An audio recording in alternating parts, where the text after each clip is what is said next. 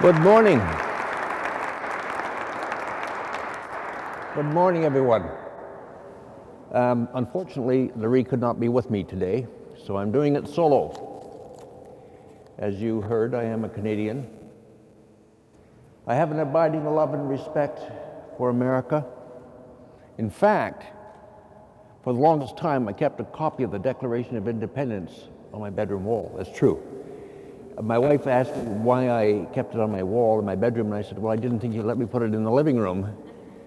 But it's the towering words of that preamble that have struck a full chord of truth in the hearts of humanity since its original proclamation 240 years ago. We hold these truths to be self-evident, that all men are created equal, that they are endowed by their Creator with certain unalienable rights, that among these are life, liberty, and the pursuit of happiness. I believe that the collective wisdom of your founding fathers intentionally placed the right to life first, because every other right depends upon it. The right to life properly is first and highest of human rights, endowed to every human being by their Creator God. It begins with that spark of life that we call conception. It is the highest right regardless of what any court or legislature may proclaim, because there is a higher law and a lawgiver who is God. To rob someone of their right to life is quite simply murder. Never mistake license for liberty. The legitimate pursuit of happiness is never gained by killing someone.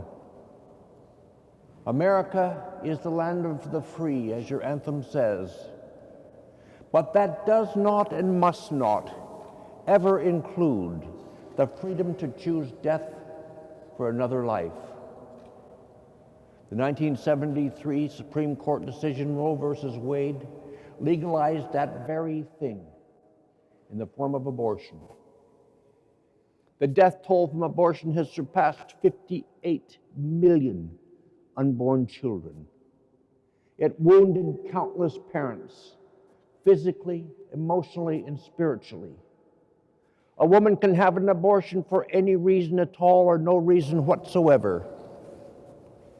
I believe that the signers of America's Declaration would be horrified to learn that American soil is polluted with the blood of its own children before they ever saw the light of day. Do not think that I am removed from the tragedy of abortion. My hands are bloody too. When the abortion holocaust started in my country of Canada, which was before yours, I pressured my girlfriend to abort our child. She wanted to get married and have our baby. We were 18 years old. I wanted to party with my friends. And so I pressured, cajoled, and emotionally abandoned her until I got what I wanted. And for a short time, we felt relief. Or we were told the usual lies, that our baby was just a blob of tissue, that what we did was for the best, because after all, we were too young to be parents, and we would have always been in poverty if we had had the child. Here's the truth. Nobody knew whether having a baby as a teenager automatically relegated us to a lifelong poverty. And here's another truth. It was not a blob of tissue. And that truth was known long before the laws were changed in my country and yours. Even as an 18-year-old teenager, I knew that what my girlfriend was carrying in her body was another human life. I was aware of the very early embryonic photography, some of it dating back to 1957. I've got the photographs here. I knew the truth I just chose to ignore it. If we had let our baby be born, there were many, many families that were desperately wanting to adopt. We did not need to kill our baby. The relief and freedom from fatherhood did not last for me, because I also had a conscience. Eventually, 18-year-olds grow up, or at least they should. 4 years later, my daughter was born. I loved being a dad. I still do. I loved having a family. I still do. But even now, as an old man, there is a sadness inside knowing that I did not protect my child, my first one, that I was directly involved in that baby's death. The mother of our aborted baby grieved too. I know. She's been my wife for 42 years. That abortion is the biggest regret of our lives. Now, happily, we have been forgiven by none other than God Himself. At this point, I want to speak to anyone here who may have had an abortion or been involved in one. God is in the forgiveness business. He wants to forgive us. Pope Francis has declared this year the year of mercy. One Catholic website put it this way: Pope Francis is offering you the opportunity to encounter the incredible mercy of God. Encountering the mercy of God means it can transform your life, your relationships, your work, your ability to embrace and experience all of life. I know the truth of that statement. And if there is anyone here who has been involved in an abortion or has had one and has not yet confessed it and received absolution, this year is the time to set things right with God in the year of mercy. Participating in the March for Life is an important witness for life to a culture that seems to have forgotten that every life is sacred. Not only does the March for Life decry the evils of abortion and euthanasia, it calls out for a better way that affirms every life and never denies it. Any action or law meant to intentionally kill human beings must adamantly be opposed by people of faith and good conscience and good will. The intentional taking of life can never be condoned or supported by a just and civilized society. What you are opposing is an aberration to the history of Western civilization. In 1997, U.S. Supreme Court Justice William Rehnquist said as much. In the Supreme Court ruling in the case of Washington versus Luxembourg, the Chief Justice wrote, "An examination of our nation's history, legal traditions, and practice demonstrates that Anglo-American common law has punished or otherwise disapproved of assisted suicide for over 700 years," end of quote. And yet in the span of my lifetime, both America and Canada have lost their Judeo-Christian moorings about the sanctity of human life. It has been swept away by a tide of secularism. Now, it may be different in the U.S. We have in large measure turned our back on our Christian heritage, and we are paying a terrible price. Every abortion in Canada is paid for by taxpayers, whether we want to or not. And in the coming months, Canada will usher in a new phase of killing via legalized physician-assisted suicide. Last year, the Supreme Court of Canada struck down our laws prohibiting assisted suicide. They gave Canada's Parliament 52 weeks to put in place assisted suicide measures for Canadians with what the High Court called a grievous and irremediable medical condition, including illness, disease, or disability. Would those parameters perhaps include clinical depression or mental illness? Yes, they could. And an individual does not even need to seek therapy or treatment to qualify for physician-assisted suicide. That is the direction that my country is going. Is that what you want for America? Would that be consistent with the moral vision of your founding fathers? A cultural poison of assisted suicide is coming to America state by state. It's already in Oregon, Washington, California, and Vermont. There are currently bills before the legislatures in Maryland and the District of Columbia to legalize assisted suicide. Maryland's Bill 676 is to assist people with terminal illness to have assistance with their suicide within certain circumstances.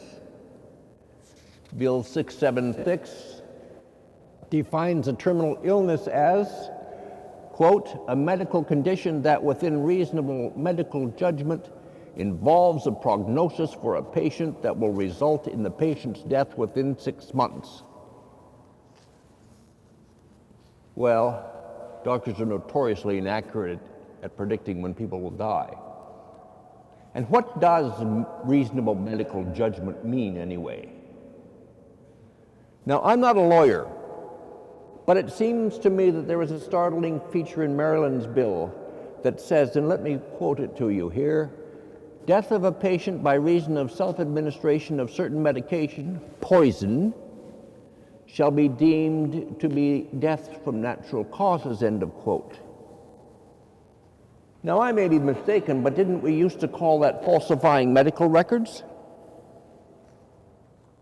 The District of Columbia is also facing a so-called death with dignity bill that supports the odious human abandonment of physician-assisted suicide for the terminally ill.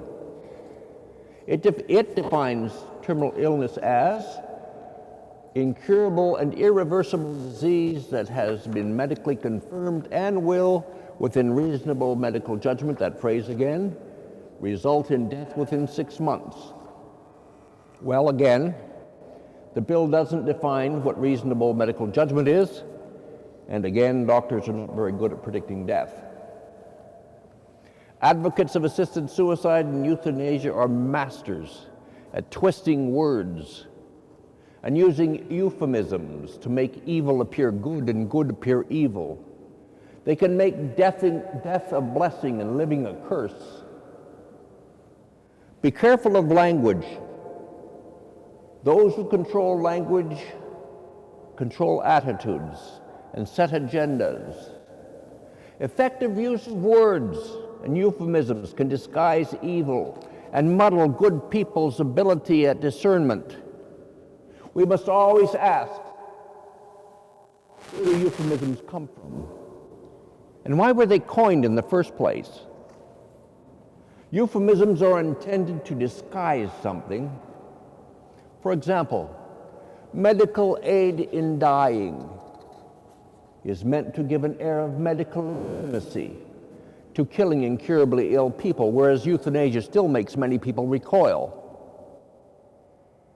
Cloak a lethal injection of the sick with a clever euphemism and it's still murder. The phrase death with dignity is designed to give the impression of compassion to euthanasia-assisted suicide and make killing respectable. Death with dignity is not achieved by injecting someone with a toxic substance when they're at their lowest point, or starving and dehydrating them to death. That is called abandonment, not dignity. Let me tell you something about death with dignity. It is not an event. It is a process, the end result of having lived with dignity. The phrase quality of life. Let me tell you something about quality of life. When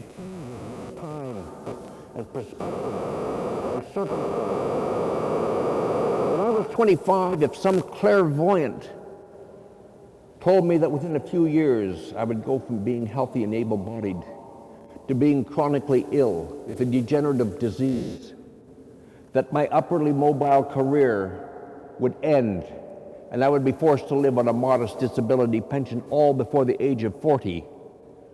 I would have said, there's no quality of life in that. I don't want it. And yet, in my 60s now, my life does have quality. My standard for quality of life has changed. What gives my life quality today is to love and to be loved. Now, I suspect that at this point someone may be thinking, oh, that's all fine and dandy for Mark. He's got love and community and family. What about those people who don't? And my response is, precisely. What about those who don't? Is our response to kill them? Or do we offer them love and help them find a significant community where they can belong and find meaning and purpose? People talk about a right to die.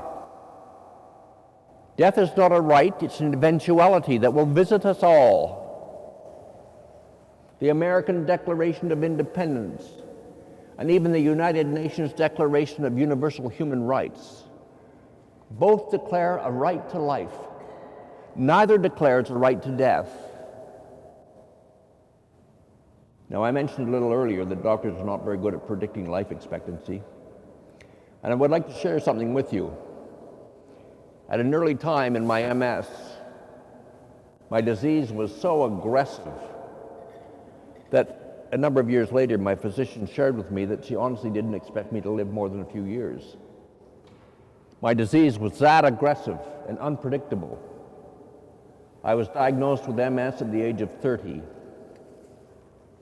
In my case, attacks would impair function, then remit and return most of the function, but never all of it. I would go to bed at night not knowing what function I would wake up with or without, and no guarantee that lost function would be regained. Symptoms could last for days, weeks, months, and even years. It was like a terrifying roller coaster ride. I would lose the use of my legs and my right arm. I would lose sensation and be unable to distinguish hot from cold or sharp from blunt. My vision was affected, and so was my hearing.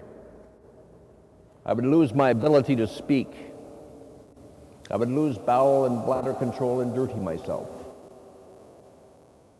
I developed painful and frightening spasms. I had a crippling fatigue, and I still do. All of these attacks would come with no guarantee that they would leave. I went from being healthy and able-bodied and athletic to walking with a cane, then 2 canes, then crutches, and finally a scooter or wheelchair. It was awful. At about the 2 to 3 year point in my downhill slide with MS, my grief was so profound and unimaginable. My sorrow was so deep, my heartache so sharp, that my judgment became clouded. If assisted suicide had been available during the mid-1980s, and if I had not been enveloped with the love of God and my wife Laree, I may have taken my life at a low point. I'm so glad today that did not happen. I have 5, soon to be 6, beautiful grandchildren that I never would have known. We never know what tomorrow can bring. I needed to be able to safely grieve with the freedom to cry out and say the most outrageous things and not be held to a death wish that I might have expressed when I was at my lowest point. People need to grieve a loss. They need to know that there are people around them who will uncompromisingly lift up the value of their lives even when they have ceased to believe in their own value, especially then. People grieving a catastrophic disability or incurable illness need help to rediscover their natural human dignity even when they've lost sight of it, especially when they've lost sight of it. Throughout my 30 years of degenerative MS, I have observed grief, both my own and others. Grief will visit everyone. Maybe someone you know has grieved the loss, is grieving a loss at this moment, or is about to grieve a loss. Maybe that someone is you. I want to address grief because unresolved grief fuels calls for euthanasia and assisted suicide. I want to draw attention between grief and depression. Let me say it again. Unresolved grief fuels calls for assisted suicide and euthanasia. Grief is like a river. It runs through the course of human lives. And when the current in a river of grief ceases to move, it can stagnate and become dangerous. Things that block or dam the flow of grief must be cleared away or pushed through. People grieve differently depending on their personality and their disposition, their culture and their background, and most importantly, the openness that they have to the divine love of God through His Son, Jesus Christ. Grief is distinct in that it usually focuses on an object, and that's different from depression, which may not have a focus. Depression and grief are often related, but in my experience, they're not the same. Grief that ceases to progress can settle into depression. Depression is dangerous because it can fester and become entrenched. Grief is dynamic because it still interacts with its surroundings and stimulus.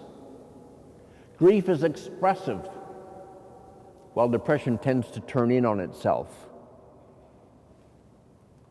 Grief can express a multitude of emotions through music, writing, drama, or dance.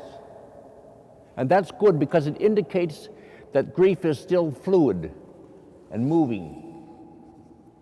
Depression can only express the darkness of the human soul, and it's unresponsive. Because grief and depression are so closely related, it's important that caregivers and loved ones try to keep them from melding together, keep them separated. A river of grief has ebbs and flows. It's imperative that sufferers, loved ones, keep the river of grief flowing. Otherwise, the sufferer can settle into a perceived solace with his sorrow, and the sorrow can degenerate into despair. His despair can masquerade as destiny.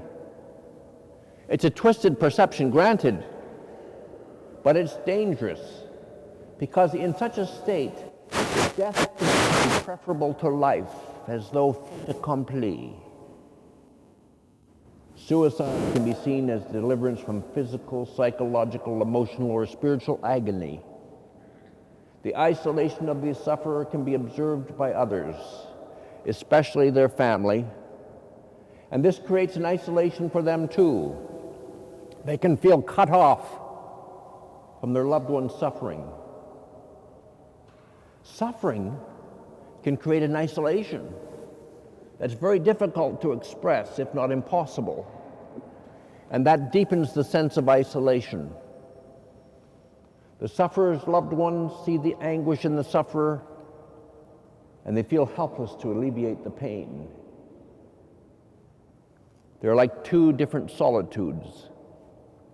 My wife, Laree, has spoken about this. She once said, "It is easier to be than to watch." She believes that it is more painful to helplessly watch me degenerate than to be the one who is degenerating. And perhaps she's right. The thought of things being the other way around is too painful for me to contemplate. My mind simply won't go there. How many times have you heard someone say, I wish I could trade places with him or her, as they watch the loved one suffer? But they cannot. They are vocalizing the agony there is in helplessly watching the sufferer or a loved one. Of course, it's impossible to transfer actual suffering. Loved ones of the sick can mistakenly project their internal pain and sorrow onto the sick person. The family of a sick or dying person can actually perceive suffering where there is none or is much less than they see. Let me illustrate with an example from my own life. A number of years ago, my mother was dying of bone cancer. Her pain was well controlled. Her suffering was of an emotional and spiritual nature. But overall, her symptoms were well managed. And yet I heard friends and loved ones talk about her terrible pain. When I would rouse her from her light coma and ask her if she was in pain, she consistently said, no. You see, friends and loved ones saw her dying through the lens of their own sorrow. Sorrow and grief can distort reality. People grieve visually, they grieve in sound, and they grieve in abstract ways. Perhaps grief raises its head at the sight of a lake, or a park, or a flower that takes them back to an earlier and happier time before sickness or disability. Maybe a particular piece of music transports them back to another time. I know there's a certain song that reminds me of the last time that I was able to actually dance with my wife. It's a bittersweet memory. Music played a huge part in my grief journey. There was a time that I was a musician. Earlier in my disease, very early in my disease, I lost my sense of musical timing and the coordination in my right hand. It was a horrible shock. I played the guitar, and at the risk of sounding boastful, I was very skilled. I grew up in a musical family. My mother taught music for over 60 years. At any rate, at about the 2-year point after losing my ability to play the guitar, I realized I probably wasn't going to get that ability back. And so at the apex of sorrow, I took my beautiful, top-of-the-line instrument and I sawed it in half. My wife stood at the door toward the basement and she yelled at me, "What are you doing? You've gone mad!"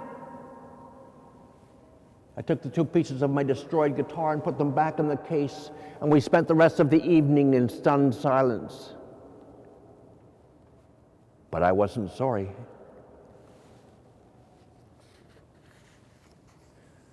It was like a dam burst to let my grief out and move on.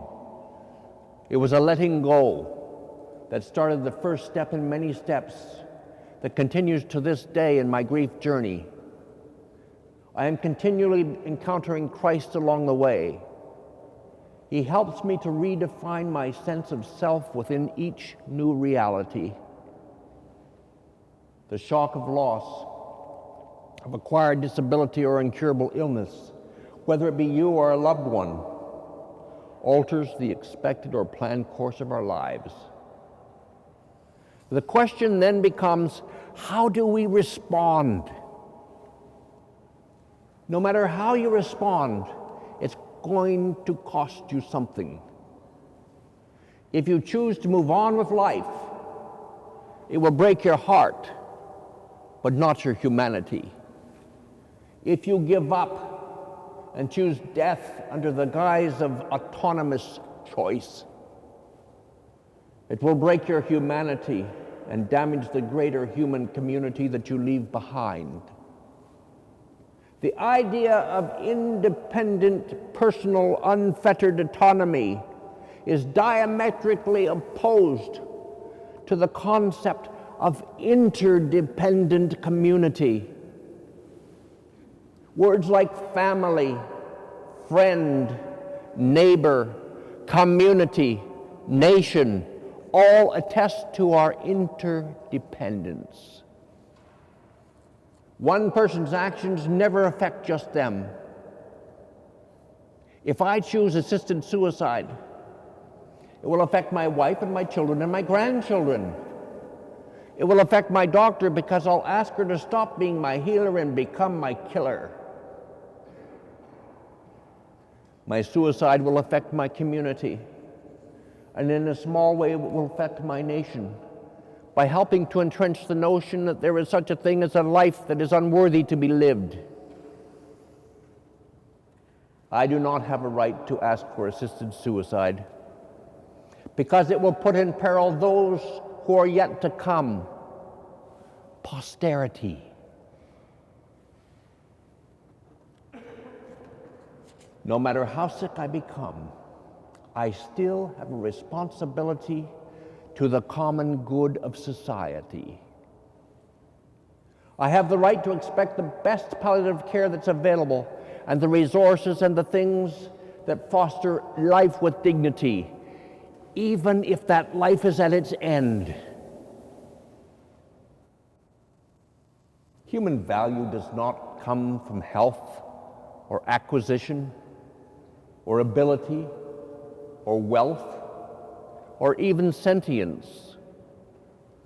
It comes from merely being. René Descartes said, "I think, therefore I am." To his assertion I respond, no. We are, therefore we matter. To understand this is to understand human inclusion. Our value comes from being image bearers of God and being the recipients of His immense love. My journey in suffering from degenerative MS and my search for meaning and pain took me to the very foot of the cross and the love that put Christ on it. For those of us with incurable degenerative diseases who are still able to cognitively seek a revelation of God's love, we must be open to letting Christ use our pain, anguish, and trials to make us more like Him. It is important that we simply surrender to Christ's leading and realize that in this earthly life, it is more important to understand than to be understood. I needed to relinquish my pain to Christ and understand how truly poor in spirit I am, not because of disease or body, rather sickness of sin and separation from God. My spirit poverty revealed to me that Christ's death and suffering paid the price for my penalty, the penalty for my sin, rather. I am totally helpless to save myself. But isn't that the same for all of us? Pope John Paul said that Christ invites us to unite our suffering with His redemptive suffering. I have discovered this to be true. It is within Christ's redemptive act that we discover divine love, which is the purpose for which we were created. Suffering has the capacity to strip away things all extraneous and leave only that which is essential. Suffering taught me that at the very center of existence rests a heart-rending and beautiful mystery. And once that mystery has been glimpsed, everything else becomes a diversion or an irrelevance. And that mystery is the light of Christ, illuminated by His divine love.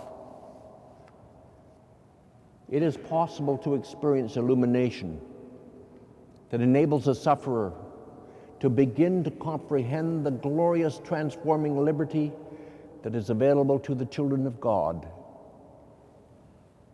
even though we are being slowly destroyed. Many people throughout history have discovered this, including St. Francis of Assisi, John Milton, John Donne, Alexander Solzhenitsyn, and millions of ordinary people. Perhaps that is what St. Paul meant when he wrote, "Nevertheless, when one turns to the Lord, the veil is taken away. Now the Lord is the Spirit, and where the Spirit is, there is liberty." People in dire and miserable physical circumstances can experience shades of that liberty, when in any human context they have no liberty whatsoever. And yet out of their wretched surroundings can come salvation and joy. Christ calls them to unite their suffering with his suffering, and to transcend beyond themselves in their disease and their sickness and become more like him. Jesus Christ will make sense of our suffering and our anguish if we invite him into our lives and remain surrendered to his will and to his leading and to his voice and to his love.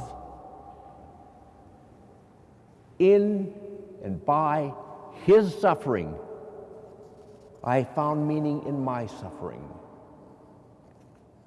It was in my sick room that I began to discover union with Christ's crucifixion and a new hope in the cosmic and eloquent act of his resurrection. Tears of sadness and tears of joy can flow together. And then I think of something else St. Paul said.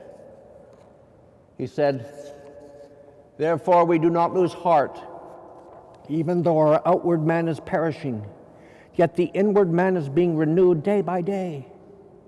For our light affliction, which is but a moment, is working for us a far exceeding and eternal weight of glory." And a few verses later he writes, "For we know that if this earthly house, this tent, is destroyed, we have a building from God, a house not made by human hands, eternal in the heavens." It is with that assurance of eternity that I am expected now to go about our Father's business. And the same is true for you. Everyone is loved by God, whether they know it or not. The point of life is love, both human and divine. Jesus said that the greatest commandment is to love God with all your heart and with all your soul and with all your mind. This is the first and greatest commandment. And the second is like it.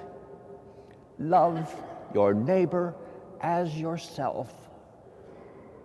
The church teaches that suicide, assisted or otherwise, is contrary to the just love of self. The Catechism tells us that, quote, "Suicide offends love of neighbor because it unjustly breaks the ties of solidarity with family, nation, and other societies to which we continue to have obligations. It is also contrary to love for the living God." Whether I am disabled or not, sick or well, in the prime of life or at the end of life, I am still responsible to the greater good of the human family. We are not autonomous beings. I have no right to death. If there are any rights, they lie with the right to life, its care and nurture, not only my own, but others too, and those yet to come. It was the 17th century poet and divine, John Donne, who wrote the immortal words, "No man is an island entire unto itself. Every man is a piece of the continent, a part of the main. Any man's death diminishes me because I am a part of mankind, and therefore never send to know for whom the bell tolls. It tolls for thee. There cannot be personal autonomy if we cherish community. There cannot be personal independence if we desire human interdependence. Loving kindness is what defines civilized societies. But love needs the divine. Love without God becomes selective, coercive, and arbitrary. It can turn the lives of the weakest and the most unwanted into hell on earth. Human benevolence on its own is fickle and fleeting. The brotherhood of man needs the fatherhood of God. And so for 240 years, the sun has shone brightly on America. God has blessed this nation. I believe he blessed America because it was one nation under God. And you did try to reflect his principles and his precepts and his commandments. The March for Life proclaims that self-evident truth that all men are created equal, that they are endowed by their Creator with certain inalienable rights, beginning with the right to life. Every life is worth care and defending. It is an inalienable truth that reflects the love that is in the heart of Christ. Take that message to the streets of Washington, to your own communities, to the places where you work. Do not let the sun set on ground that is soaked with the blood of your unborn children. You're old, you're sick, and you're disabled. May the sun rise on a new day where every life, even the most vulnerable life, is valued and cared about. God bless the 2016 March for Life. God bless America. Thank you for having me come. Thank you.